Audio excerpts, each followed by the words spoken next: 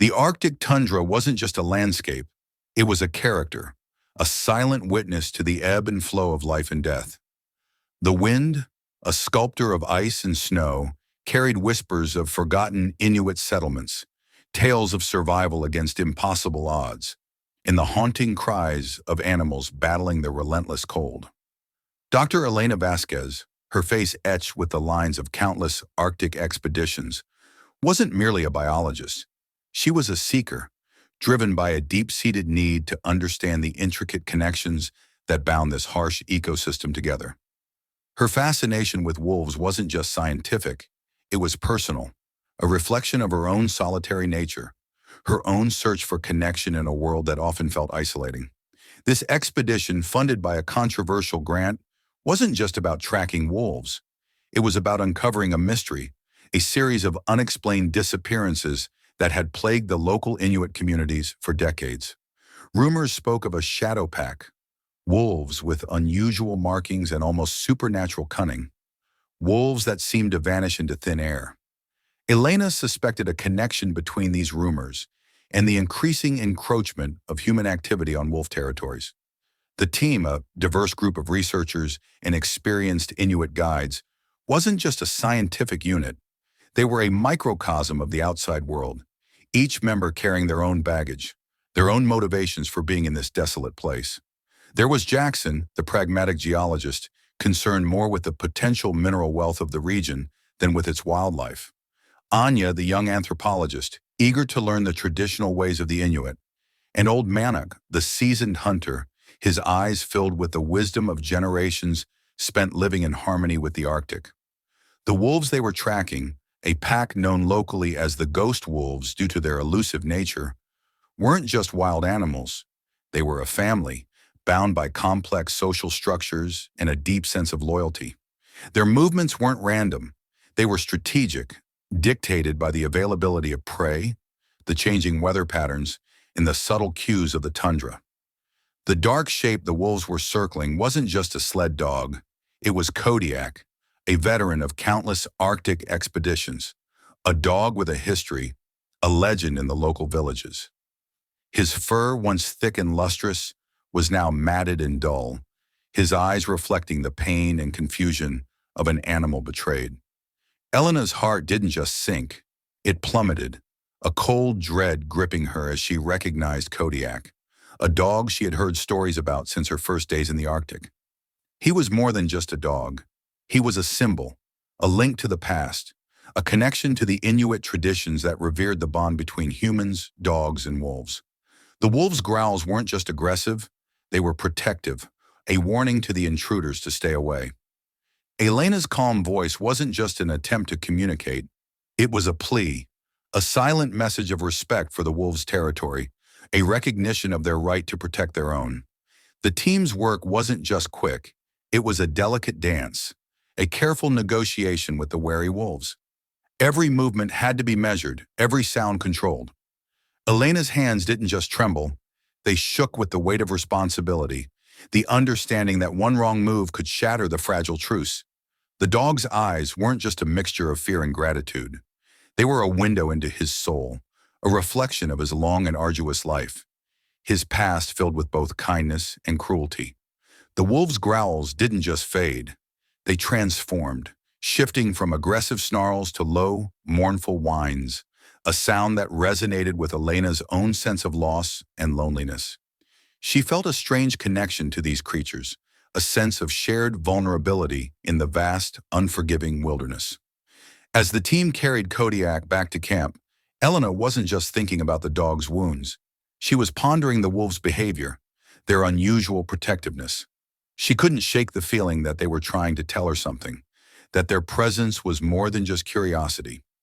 Back at the research camp, a small outpost carved out of the frozen landscape, the team's dynamics came into sharper focus. Jackson, ever the pragmatist, was already on the phone, reporting the incident to his superiors, emphasizing the potential danger the wolves posed. Anya, her eyes filled with concern, argued for a more cautious approach, suggesting they try to understand the wolves' motivations before making any rash decisions. Manuk, silent until now, finally spoke, his voice low and grave. "The wolves," he said, "they are not like other wolves. They carry a secret." Kodiak's recovery wasn't just physical. It was a transformation, a rekindling of his spirit. He wasn't just a sled dog. He was a survivor, a symbol of resilience, a testament to the enduring power of hope. Elena's hours by his side weren't just about tending to his wounds. They were about building trust, forging a connection that went beyond the human-animal divide.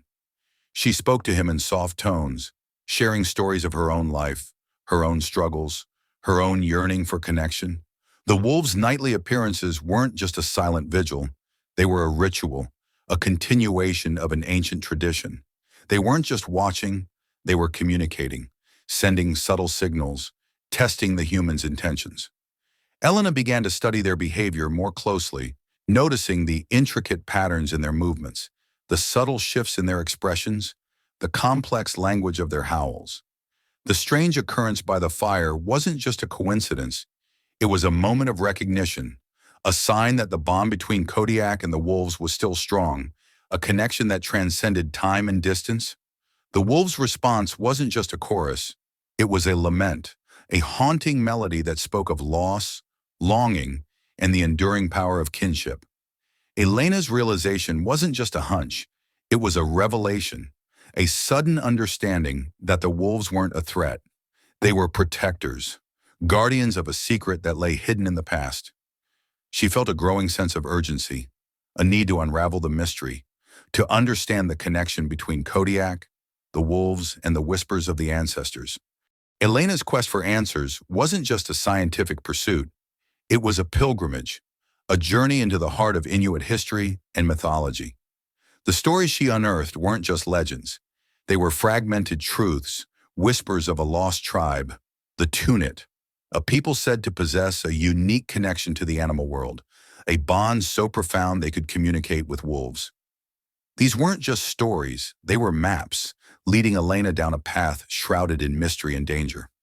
The archives she consulted weren't just repositories of information, they were gateways to the past, filled with faded photographs, handwritten journals, and ancient carvings that depicted the Tuniats' symbiotic relationship with wolves. She discovered that the Tunit weren't just hunters, they were guardians of the Arctic's delicate balance, protectors of a sacred knowledge that had been passed down through generations. The storm that separated Kodiak from the wolves wasn't just a natural disaster, it was a turning point, a moment of tragedy that shattered the delicate balance between humans and nature. The poachers weren't just criminals, they were agents of destruction, driven by greed and a disregard for the ancient traditions that had sustained the Inuit for centuries. Their actions weren't just illegal, they were a desecration, a violation of the sacred bond between humans and wolves. The wolves' disappearance wasn't just a flight, it was a forced exile, a desperate attempt to escape the violence that had shattered their world. Kodiak's survival wasn't just luck, it was a miracle, a testament to the enduring power of the bond he shared with the pack. He wasn't just a sled dog, he was a bridge between two worlds, a living link to the lost tribe and their ancient wisdom. Elena's growing unease wasn't just professional concern. It was a moral imperative, a sense of responsibility to protect the wolves, to safeguard the secrets they held. She realized that the wolves weren't just animals. They were carriers of a legacy, guardians of a knowledge that could save the Arctic from further destruction. As Elena delved deeper into the Tuniats' history, she uncovered a darker secret, a betrayal that echoed through the generations. The poachers weren't just random criminals. They were part of a larger organization, a powerful syndicate that had been exploiting the Arctic's resources for decades. Their interest in the wolves wasn't just about pelts. It was about something far more valuable, something that lay hidden in the wolves' genetic makeup, a key to unlocking the Tuniats' ancient power. The syndicate wasn't just a business. It was a shadow government, a network of influential individuals who controlled vast resources and manipulated political agendas. Their operations in the Arctic weren't just about profit. They were about power, about controlling the future of the region, regardless of the consequences. Elena's discovery wasn't just accidental.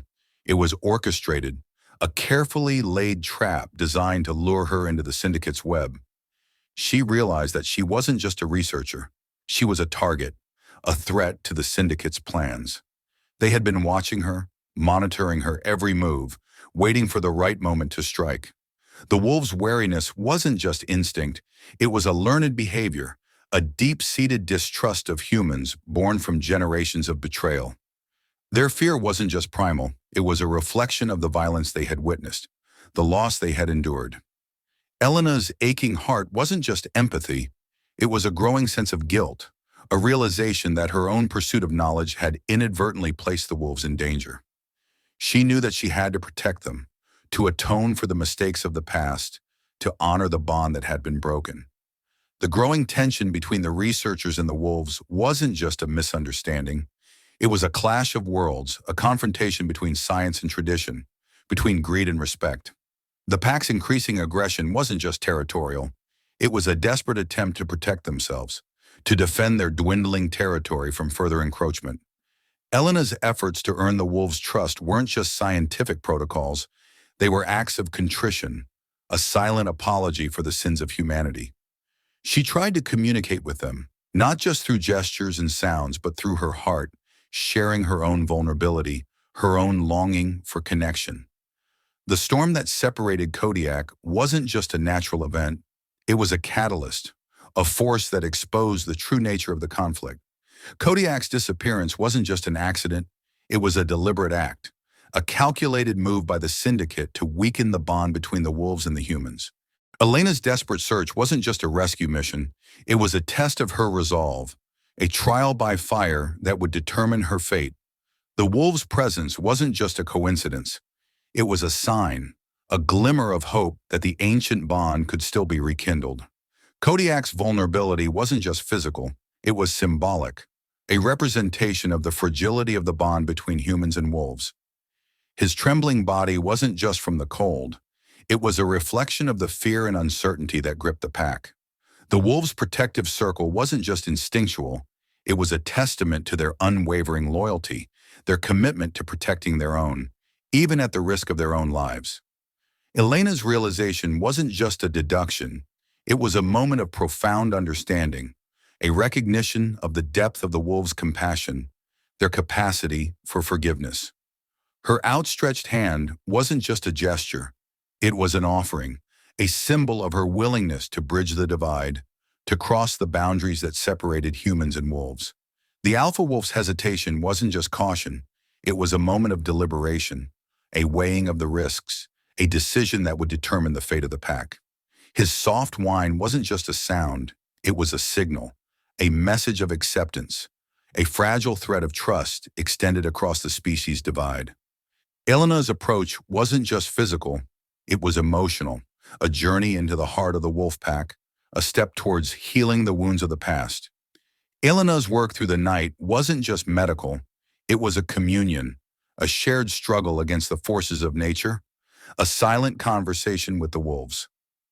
Her hands, though trembling from exhaustion and cold, moved with a newfound confidence, guided by intuition and a growing understanding of the wolves' needs. She wasn't just treating Kodiak's physical wounds, she was mending the broken trust, stitching together the fragments of a shattered bond.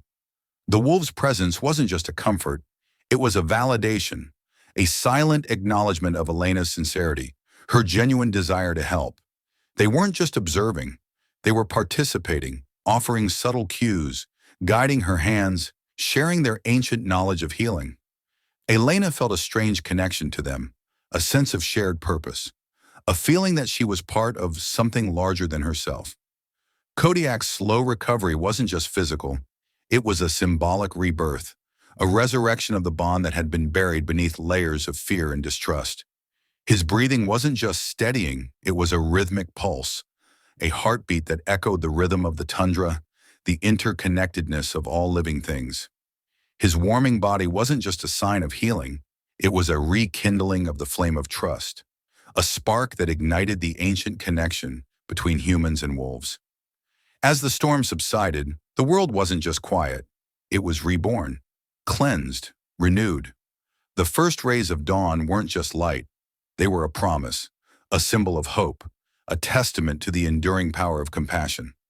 Elena's realization wasn't just a conclusion, It was an epiphany, a profound understanding that the wolves hadn't just accepted her. They had embraced her, welcomed her into their world, shared their ancient wisdom. The fragile thread of trust wasn't just a connection, it was a pact, a sacred agreement forged in the crucible of shared danger, a promise to protect each other, to honor the bond that had been rekindled.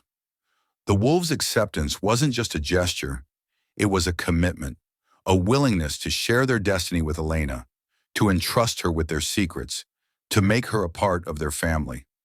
Elena's understanding wasn't just intellectual, it was visceral, a deep-seated knowing that resonated within her soul. She wasn't just an observer, she was a participant, a conduit for the ancient wisdom that flowed through the wolves, a guardian of the secrets they held.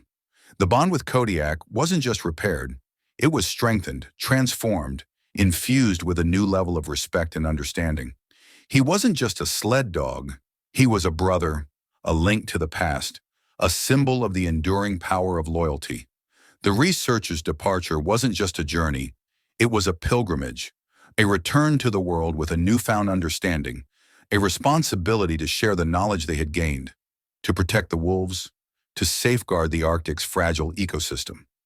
The heavy hearts weren't just sadness, they were a mix of grief and gratitude, a recognition of the profound experience they had shared, a deep respect for the wolves and their ancient wisdom.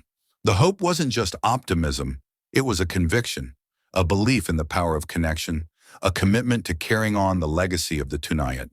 Kodiak's full recovery wasn't just physical, it was a symbolic return, a reaffirmation of the bond that had been tested and proven.